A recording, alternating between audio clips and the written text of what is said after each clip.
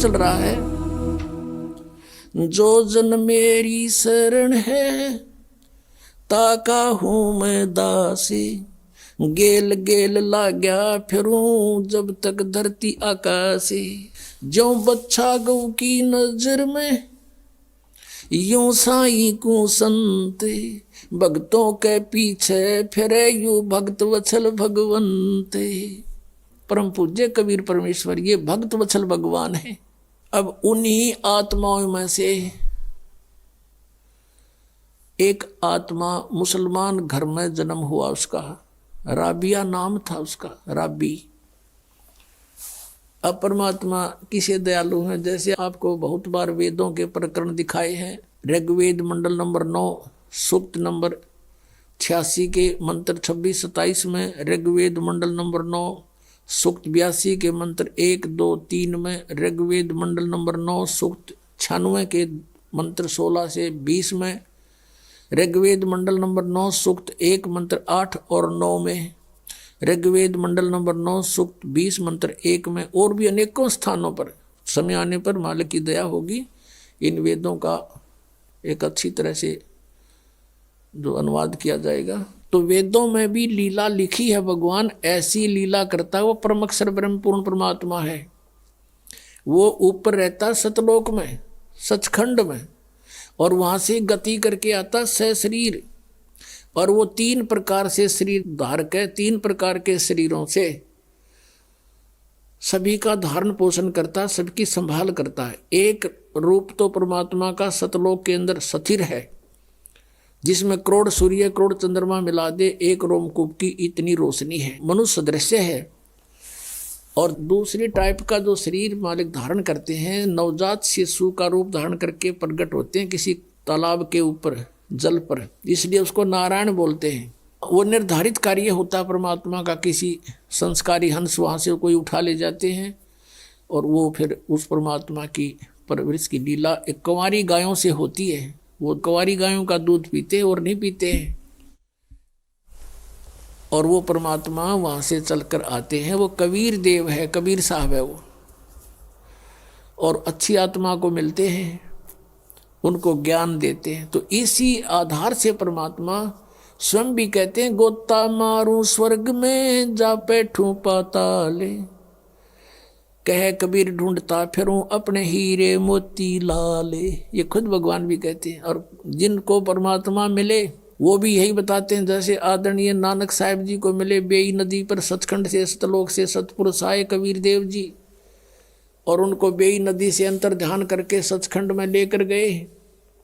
फिर वापस छोड़ा सतलोक से, उन्होंने आते ही नौकरी त्याग दी, एक नवाब के यहाँ नौकरी करते थे, और फिर परमात्मा की खोज में बनारस पहुँचे। और जहाँ देखा था ऊपर भी सतलोक में परमात्मा एक जिंदा महात्मा के रूप में आकर नानक साहिब जी को ऊपर लेकर गए थे। अब उसी रूप में परमात्मा सतलोक के अंदर विराजमान, उसी शकल में, और उसी रूप में जुल्हे का काम कर रहे बनारस में, काशी में। वहाँ जब जाकर देखा और सचमुच ये तो वो परमात्मा है जो मुझे सचखंड लेकर गया था, सतलोक में देखा था। तब कहा था, फाई सूरत मुल्क की वेश ए ठगवाड़ा ठगी देश खरा सियाणा बहुता बार ये दानक रूप रहा करता रे। अब फिर नानक जी की कोई ना सुने, वहाँ जुला इकट्ठे हो गए न, कोई पंजाब तो आके बौड़ी बौड़ी बात करे इस नीरू के पुत्र ने भगवान बतावे। अब कहने का भाव ये है कि जो लीला वेदों में लिखी है कि वो परमात्मा सतलोक से चलकर आता है और यहाँ पृथ्वी पर प्रकट होता है, अच्छी आत्माओं को जा जाकर मिलता है। आदरणीय मुलुकदास जी को मिले, आदरणीय दादू साहिब जी को मिले, आदरणीय गरीबदास साहिब जी को मिले, आदरणीय घीसादास साहिब जी को मिले, गांव खेकड़ा जिला मेरठ उत्तर प्रदेश में। आदरणीय गरीबदास साहिब जी को मिले, गांव छुडानी जिला झज्जर हरियाणा में। और गरीबदास जी ने कहा था कि सर्व कला सतगुरु साहिब की अरियाए हरियाणे नू, तुम कहते हो भगवान हमने पाया है, कोई नहीं निराकार है, मैं कह रहा हूँ हरियाए हरियाणे नू। गरीबदास जी कहते हैं मैं कह रहा हूँ हरियाए हरियाणे नू। परमात्मा यहाँ आए थे हमारे पास जब तक हरियाणा बना भी नहीं था, ज्वाइंट पंजाब था, और शब्द बोले गए हरियाए हरियाणे नू। परमात्मा के वचन से ये अलग क्षेत्र हरियाणा बन गया, नहीं तो आज हम इस वाणी को कैसे स्पष्ट करते कि हरियाए हरियाणे नू। तो ये हरियाणा क्षेत्र बना दिया मां, लेकिन बनवाना ही था ये। कहते हैं साध वचन पलटे नीचे, पलट जा ब्रह्मांड। अब जो प्रसंग चल रहा है वहीं आते, इसी आधार से परमात्मा उस लड़की को मिले, राबिया को जा करके। 12-13 वर्ष की लड़की थी, खेतों से चारा लेकर आ रही थी। परमात्मा वहाँ एक कुएं पर बैठ गए, लड़की भी बैठ गई, क्योंकि पिछली आत्मा जो होती है, कहते हैं साधु दर्शन राम का, और मुख पर बसे सुहाग, दर्श उन्हीं को होते हैं जिनके पूर्ण भाग। कबीरा साधु दर्शन का साहिब आवे याद, वो है समय लेखे में, बाकी का समय बर्बाद। अब आत्मा साधु संत को देखकर बड़ी खुश होती है कि भगवान इन संतों के रूप में ही आता है। वो लड़की बैठ गई, परमात्मा के तरफ देख कर एकदम आसक्त ऐसी होगी, खिंचाव सा बना कि तो महात्मा है कोई। तो उससे प्रश्न किया कि आप कौन हो, कहाँ से आए हो? तो परमात्मा ने कहा बेटी मैं अल्लाह अकबर हूँ। अब लड़की ने सोचा अल्लाह अकबर है आप सचमुच? हाँ मैं बेटी मैं खुद खुदा हूँ। तो कहने लगे आप यहाँ किस लिए आए हो? कि मैं आपके लिए आया हूँ बेटी, आप साधना गलत कर रहे हो, आप सत साधना कीजिए। आप जो मुसलमान धर्म के अंदर साधनाएं करते हो ये साधनाएं पाप की हैं, मांस खाते हो, हैं तुम ईद बकरीद मनाते हो, ये साधनाएं अच्छी नहीं है तुम्हारी। वो कहने लीजिए हम नमाज करते हैं। नमाज तो अच्छी बात है, वो तो प्रार्थना है प्रभु की, लेकिन करती किसकी हो? अब किसी की एप्लीकेशन लिख कर चल पड़े, नाम अगले का लिखा नहीं कि किसको देनी है, किसी डीसी को देनी है या कमिश्नर को देनी है, नाम की तरह लिखा नहीं, साहब लिख दिया ऊपर, अल्लाह कहो साहब कहो, तो कौन सुनेगा तेरी एप्लीकेशन ने? या नमाज तुम करते भी हो तो तुम किसके नाम भेज रहे हो? ये क्यों? तो बेचून अल्लाह है, बेचून है, फिर तुम्हें क्या मदद करेगा? वो बेचून है तो निराकार है। तो लड़की वो तो मालिक के सामने इस अज्ञान का कहाँ ठिकाना है।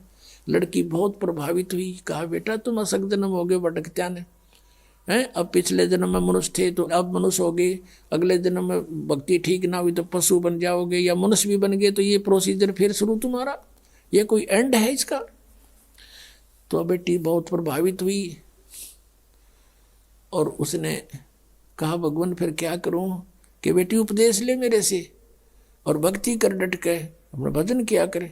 कहने लगे जी ये साधना है जो मुसलमान धर्म की है, ये ना करना बिल्कुल भी, जैसे मैं कहूँ ऐसे नमाज ये कर दो, मैं आपको बता रहा हूँ, भक्ति करते रहना और ये मांस मिट्टी नहीं खाना।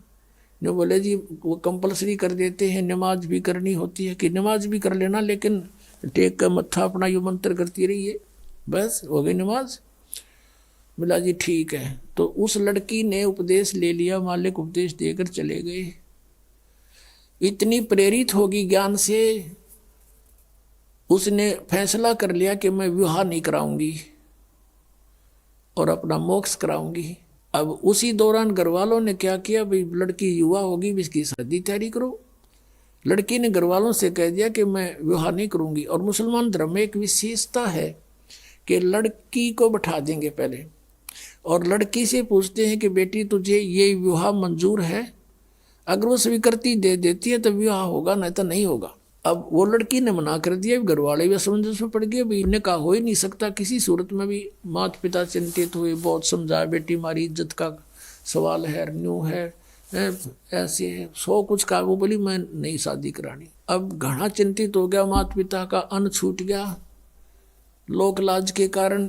तो लड़की को अपने आप को प्रेरणा हुई, सोचा उसने कि चलो देखी जाएगी, माँ बाप कहते हैं विवाह कर लेती हूँ, लेकिन आगे जाके अपने पति से मैं साफ कह दूंगी मैं संतानोत्पत्ति नहीं करूँगी। ये डिटर्मिनेशन करके उसने स्वीकृति दे दी। विवाह हो गया। एक बहुत अच्छे नेक व्यक्ति थे, अच्छा अधिकारी था, अफसर था, उससे उस बेटी का ब्याह हो गया मुसलमान के। तो वहाँ जाते ही उसने अपने पति से कह दिया जी बात सुनो मेरी, मैंने एक प्रतिज्ञा कर रखी है अपने गुरुजी की कसम खा के, मैं संतानों उत्पत्ति नहीं करूंगी, मैं गृहस्थ कर्म नहीं करूंगी, और यदि आप मेरे साथ जबरदस्ती करोगे तो मैं आत्महत्या कर लूंगी। ये मेरा फाइनल फैसला है। तब वो सोच गया भी ये बात क्या बनी। कहने लगा बात बता फिर, आपने निकाह स्वीकार क्यों किया था? मना कर देते, कोई आप पर प्रेशर थोड़ा ही था। उसने बता दिया कि ऐसे ऐसे मेरे माता पिता लोक लाज के कारण बहुत परेशान हो गए थे, और मैंने इसलिए निकाह मंजूर कर लिया कि ये तो शांत रहे, आगे मैं आपसे अर्ज कर लूँगी, ये सोच कर आई थी। आपकी मर्जी, मेरी अर्जी मंजूर करो या ना करो। तो बुद्धिमान समझदार दयालु व्यक्ति था वो मुसलमान। उसने एक सोचा, भाई मैं क्यों इसके वादा करूं भगवान की। पहले डरने वाले होते थे परमात्मा से कि भी क्यों मैं इसके टांग अड़ाऊं, इसकी भक्ति जब इसकी इतनी रुचि है। कहा ठीक है राबिया, जैसे आपके माता पिता को लोक लाज से डर था तो हमारा भी यहाँ समाज है। आप रहोगी मेरी पत्नी के रूप में संसार की दृष्टि में, और मेरे लिए होगी मेरी बहन के तुल्य। तेरे अलग से मकान बना दूंगा, उसमें अपनी भक्ति करना, लेकिन घर से बाहर नहीं जाने दूंगा, हमारी भी इज्जत है। कदे तू कह मैं वहाँ जाऊंगी फलान करूंगी, कहीं और नहीं जाने दूंगा किसी संत भक्त के पास, अब जो आपकी आज्ञा। अब उस लड़की ने 4 वर्ष तो साधना वो की जो परमात्मा ने बता रखी थी। फिर वहाँ आने लगे, जो अलग से उसका कमरा बना दिया। उस मुसलमान भक्त ने अपनी दूसरा ब्याह करवा लिया। मुसलमानों में कई कई शादियाँ हो जाती हैं। तो वहाँ आस पड़ोस की और भी भगतनी जो मुसलमान वर्ग की थी धर्म की, वो आने लगे हैं। वो कहने लगी, बता तो कुछ भी ना करती या कोई बात हुई। यानी कुछ दिन में वो परमात्मा वाला ज्ञान हट गया, वो लोक वेद फिर समा गया उस बेटी में, और वही मुसलमान धर्म वाली क्रियाएं उसने शुरू कर दी। काल का तो जाल है कसूता। अब वो करती रही अपनी साधना। वो 50 वर्ष की होगी। 50 वर्ष की आयु जब होगी तो उसने अपने पति से कहा कि आपकी आज्ञा हो तो मैं मक्का जाना चाहती हूँ हज करने के लिए। और हज करना कंपलसरी होता मुसलमान धर्म में। वो ये मानते हैं जिसने हज कर ली वो स्वर्ग का वासी हो जाता है, उसको लाभ होता है। तो सभी बूढ़े बुजुर्गों को हज अवश्य करवाते हैं। उसके पति ने सोचा कि भी मैंने देख लिया इसको 30-35 वर्ष हो गए, मैंने कोई भी ऐसा इसका आचरण नहीं देखा, इसलिए उसने उसको अलाउड कर दिया कि आप जा सकते हो और कहो तो मैं आपके लिए कोई ऊंट की व्यवस्था कर दूं सवारी की। राबिया ने कहा नहीं, मैं पैदल जाऊंगी। जैसा हमारी सोच है कि पैदल जाने तक घना लाभ होगा। अब वो चल पड़ी, क्योंकि काफी व्यक्ति जाते थे, पैदल जाते थे, लारा लग जाता था, लाइन लग जाती थी, तो वो लड़की भी चल पड़ी। अब वो जा रही थी, चलते चलते रास्ते में रेगिस्तान में एक कुआं था। कुएं के पास एक कुतिया प्यासी थी, बहुत प्यासी थी। उसके छोटे छोटे नवजात बच्चे थे, दूर एक साइड में रखे हुए थे, बैठे थे, आंखें भी नहीं खुली थी उनकी, और वो बहुत प्यासी थी। और कभी तो राबिया के चरणों की तरफ आ रही है, फिर भागकर कुएं में झांक रही है। अब राबिया उसकी भाषा समझ गई कि इसको प्यास लगी है। कुएं पर देखा तो वहां कोई बाल्टी नहीं, कोई रस्सा नहीं, आसपास कोई गांव नहीं, कोई और व्यक्ति आसपास नजर नहीं आ रहा जहां से कोई साधन मांग लाऊं। अब उस लड़की ने आव देखा ना ताव देखा, अपने बाल पाड़े, लंबे लंबे बाल थे, वो बाल पाड़े न एक एक बाल फटाफट सारे बाल पाड़ के और एक रस्सी बनाई। ये है मुसलमान, ये मांस खावर उदमस्ता रहे, ये मुसलमान नहीं है। वह लड़की थी मुसलमान।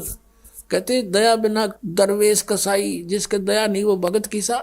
लंबी लंबी इतनी लंबी रस्सी बांटी अपने बाड़ाते हैं, बहुत नीचे दल होते थे, और अपने वस्त्र निकाल कर, पहले मोटे मोटे खद्दर के कपड़े होते थे, वो कपड़े निकाल कर उसका बांध के और पानी में भिगोए। एक मटका पड़ा था टूटा हुआ घड़ा, आधा हिस्सा उसको निचोड़ा और उसमें डाल देर कुतिया टूट कर पड़ गई, साथ की साथ पी जावे। तो कुतिया को पानी से छकाया और अपना जो लहू लुहान होगी थी वो कपड़े ऐसे अपने कपड़ों से पोंछ के उनको धो धा के सूखा झाड़ झूड़ के ऐसे और पहन लिए, और पहन के चलने की तैयारी की थी मक्का में। कहते वो मक्का वाली बिल्डिंग एज इट इज उठ के और वहां आ खड़ी हुई उस कुएं के साथ में, जैसे प्लेटफार्म पर रेलगाड़ी लग जाती है। उसने देखा मक्का, मक्का पहुंच गई। मैं सपना सा हो गया, एकदम दौड़ के उसमें चढ़ी।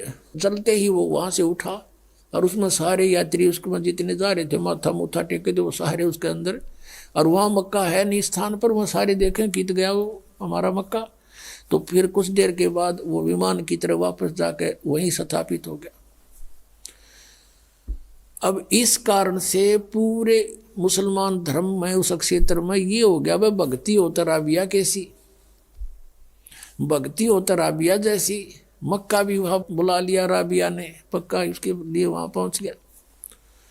अपने आत्मा ये समझना कि जैसे दास आपको बता रहा था कि पहले जो भी हमें सुख होता था या कोई घर में ऐसी अच्छी घटना होती थी तो हम ये सोचा करते थे जो साधनाएं हम कर रहे हैं इसी से हुआ हमारा। और ये थे पिछले पुण्य, उन पुण्यों से उसके अंदर दया हुई, दया से उसमें इतनी हिम्मत आई कि बाल पाड़ दूं, पाड़ के दिखाओ 4 बाल, आप पता लग जा। तो पिछले संस्कार से इतना प्रबल किया, करे करावे साइया मन में लहर उठा, दादू से दरजीव के आप बगल हो जा। उसके बाद वो तो उधर तो प्रशंसा की पात्र बन गई, सब जगह गुणगांव में। अगला जन्म उसका एक बनसुरी नाम की लड़की का हुआ, बनसुरी नाम की लड़की का। और उसने फिर इतने राग रूग गाए, यानी वो डांस डूंस करने वाली जो ये होती ना लड़कियां, उसका जन्म हो गया। लेकिन आस्था भगवान की फिर भी, तो वो मक्का में गई और उसने ये सुना था कि अभी मक्का में जिसकी मृत्यु हो जाती है वह सीधी भिष्ट चली जाती है स्वर्ग में। अब पिछले संस्कार परमात्मा की भक्ति कर रखी, 4 वर्ष वो अंगड़ाई ले रहे थे, उसमें इतनी हिम्मत आवे थी। उस लड़की ने क्या किया कि मक्का में अपनी गर्दन काट दी। अब मोक्ष तो चाहिए, 50-55 साल की उम्र होगी थी कि मोक्ष चाहिए हमें, और मक्का में कहते मर जाता, वहाँ का लोक वेद दंत कथा है कि मक्के में जो मर जाता सीधा भ्रष्ट जाता है। तो उसने वहीं गर्दन काट दी और सब ने न्यू हो गया, भाई बनसुरी तो गई स्वर्ग में, बनसुरी सीधी गई स्वर्ग में, क्योंकि मक्का में उसने अपनी कुर्बानी दे दी। तो मुसलमान इसको कहते हैं जो अपनी कुर्बानी दे, बकरियां के गल काटे वह कुर्बानी है। वह तो कुर्बानी ले रहे हो तुम तो खून पी रहे हो दूसरों का। ऐसे ही हिंदू लोग करते हैं, बकरियां चढ़ाते हैं माता के, माता वो बकरे खावेगी, काजू खाओगी, किशमिश खाओगी, वह तो जलेबी खावेगी। इस गंद ने कौन खावे, आप पे खा बनाओ और आप पे खाओ और माता के सिर लावे। अब उसके बाद उसका जन्म हुआ एक शेख तकी नाम का मुसलमान पीर था, राजा सिकंदर लोधी का, दिल्ली का बादशाह एक सिकंदर लोधी राजा हुआ है। वो बहलोल लोधी का पुत्र था, बहलोल लोधी नाम का एक राजा हुआ है, वो भी दिल्ली का बादशाह था। तो सिकंदर लोधी का वो धार्मिक गुरु था। सिकंदर लोधी को बहुत भयंकर रोग हो गया था जलन का, कहीं पर भी जंतर से मंत्र से किसी ट्रीटमेंट से उसको कोई राहत नहीं मिली थी। तो परमात्मा कबीर जी के आशीर्वाद मात्र से सिकंदर लोधी स्वस्थ हो गया था। और उसके बाद वो परमेश्वर कबीर देव जी की बहुत इज्जत करता था, उनको बहुत आदर देता था। जो धार्मिक उसका गुरु था मुसलमान शेख तकी, वो कबीर जी से ईर्षा करने लग गया कि तेरी रोजी रोटी जावेगी। राजा का ज़्यादा इसमें प्रेम बढ़ गया। वजीर और फकीर आपस में ईर्षा करे बिना रहा ना करें, तो बहुत ज़्यादा ईर्षा करने लग गया। उसने सोची कबीर जी को नीचा दिखाऊं, अब किसी तरह कबीर जी को ऐसा राजा की दृष्टि से गिरा दूं इसको। ऐसे अवसर की खोज करने लगा। एक दिन राजा सिकंदर लोधी कबीर परमेश्वर जी को साथ लेकर काशी से लौट रहे थे, बनारस से दिल्ली आ रहे थे। शेख तकी भी साथ था। एक दरिया पर पड़ाव डाला रात्रि बिताने के लिए। तो उधर से शेख तकी ने अपना बेरुखी दिखाई राजा के प्रति। राजा ने कारण पूछा तो उसने बताया कि तूने तो अब मुसलमान के छोड़कर हिंदू गुरु बना लिया, सारे मुसलमानों को कह दूंगा राजा मुसलमान नहीं अब हिंदू हो गया है, ये काफिर हो गया है। राजा को पता था कि इसने एक बार मुसलमानों को कह दिया सब मेरे से विमुख हो जाएंगे, मेरा राज्य जाएगा, सब इसकी मुट्ठी में है, तभी उसको साथ रखता था। सिकंदर लोधी शेख तकी को इसलिए साथ रखता था कि कम से कम इसका मुंह चुप रहे, ये ठीक रहा रहे और सब समाज मेरे साथ रहे मुसलमान। राजा को बड़ी चिंता हुई, परमेश्वर साथ थे अलग टेंट में। राजा से पूछा कि क्या कारण है, टेंशन किस बात की। सिकंदर लोधी ने सब कारण बता दिया। सिकंदर लोधी ने कहा कि इस प्रकार ईर्षा किए हुए है। कबीर जी बोले मैं वापस चला जाता हूँ। अग नहीं, आप नहीं जा सकते, कुछ भी हो। फिर सिकंदर लोधी ने फिर कारण पूछा कि आप कैसे प्रसन्न हो गए शेख तकी, कि मैं तब प्रसन्न होऊंगा तू जिसको भगवान कहता है, अल्लाह कहता है कबीर को, मेरे सामने कोई मुर्दा जीवित कर दे। क्योंकि सिकंदर लोधी ने स्वामी रामानंद जी जो कबीर परमेश्वर जी के गुरुजी थे, उन्होंने कोई ऐसा अपशब्द कह दिया था मुसलमानों के बारे में सिकंदर लोधी को, रामानंद जी ने। तो सिकंदर लोधी ने रामानंद जी की गर्दन काट दी थी। और वैसे लोगों की दृष्टि में, संसार की दृष्टि में तो कबीर जी के गुरुजी थे रामानंद, लेकिन रामानंद मानते थे कबीर जी को गुरुजी अपने हृदय से, लेकिन एक मर्यादा बनाए रखने के लिए वो गुरुजी बने हुए थे। तो सिकंदर लोधी ने जब गर्दन काट दी तो कबीर परमेश्वर जी ने स्वामी रामानंद जी को तुरंत जीवित कर दिया था वही सिकंदर लोधी के सामने। एक तो वो देखा अपनी आंखों के सामने भगवान की लीला, और फिर अपना जलन का रोग उसका ठीक हो गया। इस कारण से वो इतना प्रभावित हो गया था। और शेख तकी को भी उसने आकर ये बताया था, हे पीर जी, ये तो अल्लाह का रूप आए हुए, मेरा दर्द ठीक हो गया, सारा रोग नाश हो गया। और ऐसे ऐसे इस रामानंद जी स्वामी ने हमारे मुसलमान धर्म के बारे में कुछ गलत बोला था और मैंने इसकी गर्दन काट दी, मेरे सामने जीवित कर दी। ये तो अल्लाह का स्वरूप है, ये तो खुद मालिक आए हैं। इस चीज तो चढ़ गया, इतना ईर्षा करने लग गया। तो उस दिन कहता है कि मैं जब जानू मेरे सामने कोई मुर्दा जिंदा करे ये कबीर, नहीं तो मैं सब मुसलमानों को कह दूंगा कि राजा काफिर हो गया। सिकंदर लोधी ने कारण बताया कि शेख तकी ये कहता है गुरुदेव कि मेरे सामने कबीर जी कोई मुर्दा जिंदा करे, और नहीं तो सचमुच ये आग लगा देगा। मुझे ये चिंता का विषय बन गया। तब कबीर जी ने कहा कि कह दो इसको, कोई मुर्दा ले आओगा, ला देखते हैं, बड़ी बात है।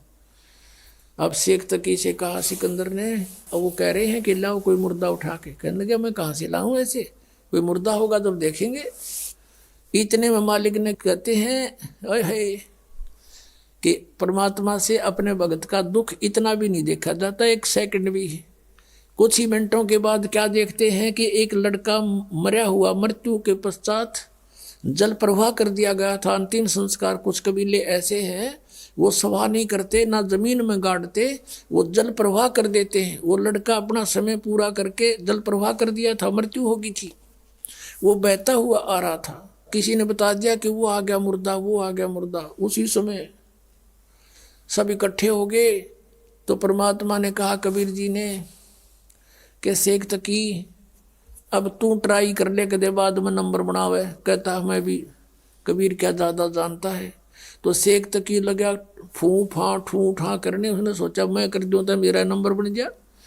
वो दूर चला गया मुर्दा, जल में बहता हुआ दरिया में काफ़ी दूर चला गया, कम से कम 500-600 फुट आगे को, 3-4 एकड़। तब सिकंदर को कहता शेख तकी कि ये न्यू चाव था कबीर कि किसी प्रकार ये मुर्दा आगे को चला जाए, इसलिए मुझे लगा दिया इसमें। ये कोई मुर्दा जीवित हो सकता है कभी? वो तो कयामत आवेगी जब होंगे। कबीर जी खड़े हुए और मुर्दा जैसे आगे बह कर चला गया था, वो शव बहुत दूर चला गया था, वहां से ऐसे हाथ किया, वो मुर्दा, वो शव वापस चल पड़ा अप स्ट्रीम में। जैसे जिधर से पानी बहकर जा रहा था वापस आ गया वो परमात्मा के पास। और परमात्मा ने कहा ये आत्मा कबीर हुक्म से इस मुर्दे में प्रवेश कर, जहां भी है वापस आ जा और बाहर आ जा तू 1 सेकंड में। उसी समय लड़का जीवित हुआ और कबीर जी के चरणों में आकर प्रणाम किया। बोलो सतगुरुदेव की जय। अब शेख तकी कहते दूने जो कहते हैं ना तेल पर छींटे लगे उसके और ज्यादा ईर्षा बढ़ गई कि इसने जुल्म कर दिया, ये तो और ज्यादा हृदय में समा गया। अब उस लड़के के बारे में कहा उपस्थित लोगों ने कि कमाल कर दिया, कमाल कर दिया, लड़के का नाम कमाल रख दिया। अब वहां से दिल्ली आ गए। अब शेख तकी ने सभी मुसलमानों को इकट्ठा किया कि भी राजा तो धर्म प्रवर्तित करने वाला है, ऐसे ऐसे काफिर को हिंदू को साथ रखता है, और कुछ करो भैया। ये मुसलमान कहने लगे बोलो पीर जी, तुम जो कहोगे हम वही करेंगे, कि चलो राजा के पास। राजा के पास पहुंचे, हजारों की संख्या में लेकर सटराई कर दी उसने, तो प्रदर्शन कर दिया। राजा ने कारण पूछा।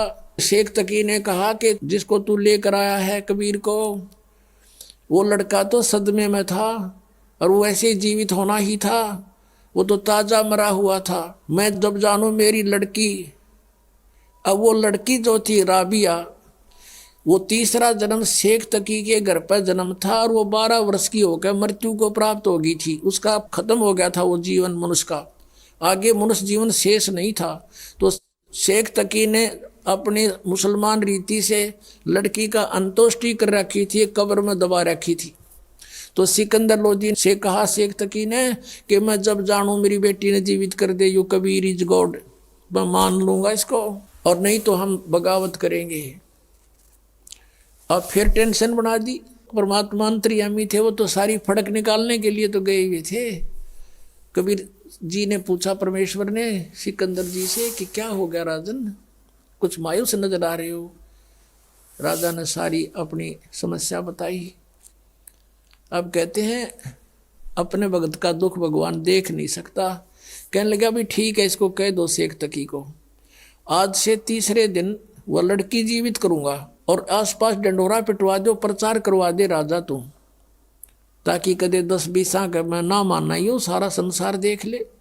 आसपास के मुनादी करा दी कि मुर्दा जीवित किया जाएगा। कबीर नाम के संत आ रहे हैं, बड़े महापुरुष पहुंचे हुए हैं। सिकंदर लोधी के जलन का रोग भी उन्होंने ठीक किया, क्योंकि राजा का रोग था, सबको चिंता थी, और वो स्वस्थ हुआ तो सबके खुशी, सब चर्चा का विषय हुए थे कि वही संत आए या वही आए जिन्होंने सिकंदर लोधी का रोग नाश किया, कहा वही आए। हजारों की संख्या में व्यक्ति वहां इकट्ठे हो गए। उस निश्चित समय पर कब्र को फुड़वा दिया गया, राजा भी उपस्थित है, सब मुसलमान भी हिंदू भी पता नहीं कितने को वहां इकट्ठे हो गए, और लड़की का शव कब्र के अंदर है। तब परमेश्वर ने कहा कि शेख तकी अब तू कर ले कोशिश, कदे फिर नंबर बनावे। तो और उपस्थित जन कहने लगे जी जय शेख तकी के पास कोई जंतर मंत्र होता, अपनी बेटी ने कौन मरण दे, ये तो पहले ही कर लेता, आप ही करो कुछ। अब परमात्मा ने कहा कबीर जी ने कि हे शेख तकी की बेटी जीवित हो जा, वह जीवित ना हुई।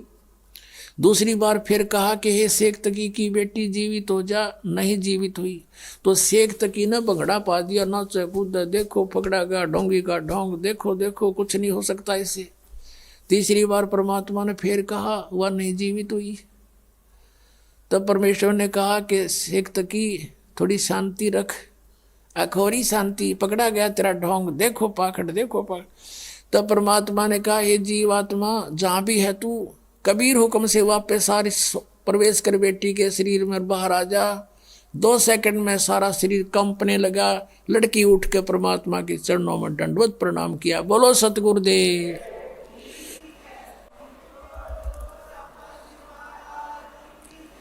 तब सभी ने कहा कि महाराज ने कमाल कर दिया, कमाल कर दिया। लड़की का नाम कमाली रखा और अपनी बेटी के रूप में रखा। ऐसे ही कमाल लड़का जो जिंदा किया था 12 वर्ष का, सभी ने कहा कमाल कर दिया, कमाल कर दिया। तो परमेश्वर ने उसका नाम कमाल रखा, अपने पुत्र के रूप में अपने पास रखा, भक्ति दी।